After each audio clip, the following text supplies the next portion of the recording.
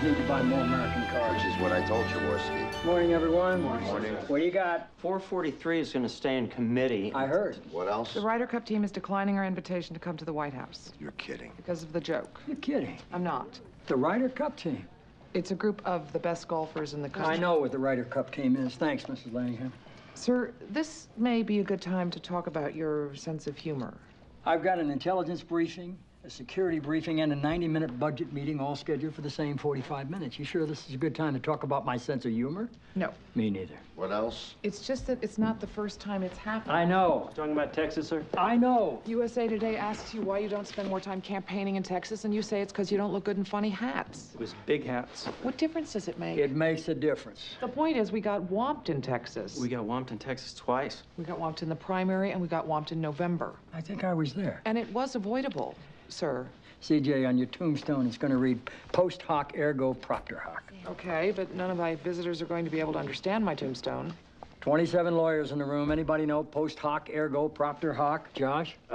Post, after hoc, ergo, therefore, after hoc, therefore, something else hoc. Thank you. Next. Well, if I got more credit on the 443 thing. Leo. After it, therefore, because of it. After it, therefore, because of it. It means one thing follows the other, therefore it was caused by the other. But it's not always true. In fact, it's hardly ever true. We did not lose Texas because of the hat joke. Do you know when we lost Texas? When you learn to speak Latin? Go figure. What else?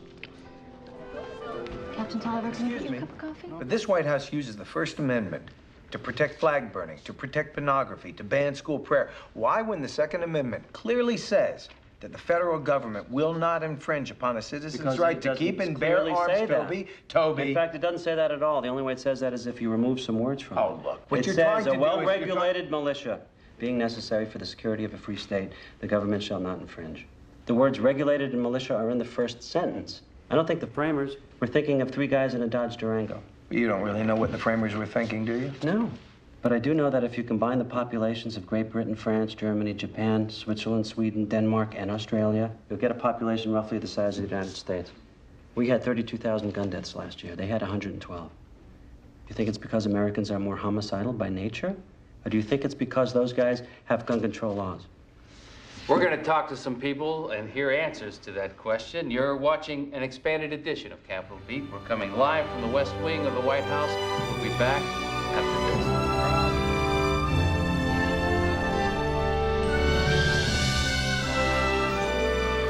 I don't want to work here, it's because I can get a better gig on Geraldo. Gosh, let's see if there could possibly be any other reason why I wouldn't want to work in this White House. This White House that feels that government is better for children than parents are, that looks at 40 years of degrading and humiliating free lunches handed out in a spectacularly failed effort to level the playing field and says, let's try 40 more. This White House that says of anyone that points that out to them that they are cold and mean and racist, and then accuses Republicans of using the politics of fear. This White House that loves the Bill of Rights, all of them, except the second one. This is the wrong place to talk about guns right now. I thought your column was idiotic. Imagine my surprise. But for a brilliant surgical team and 2 centimeters of a miracle, this guy's dead right now. From bullets fired from a gun bought legally. They bought guns, they loaded them, they drove from Wheeling to Roslyn, and until they pulled the trigger, they had yet to commit a crime.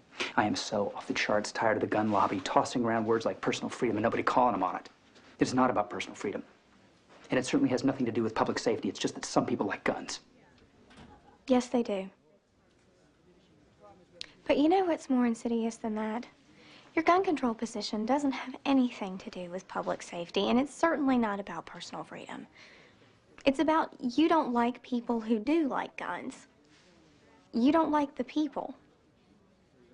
Think about that the next time you make a joke about the South.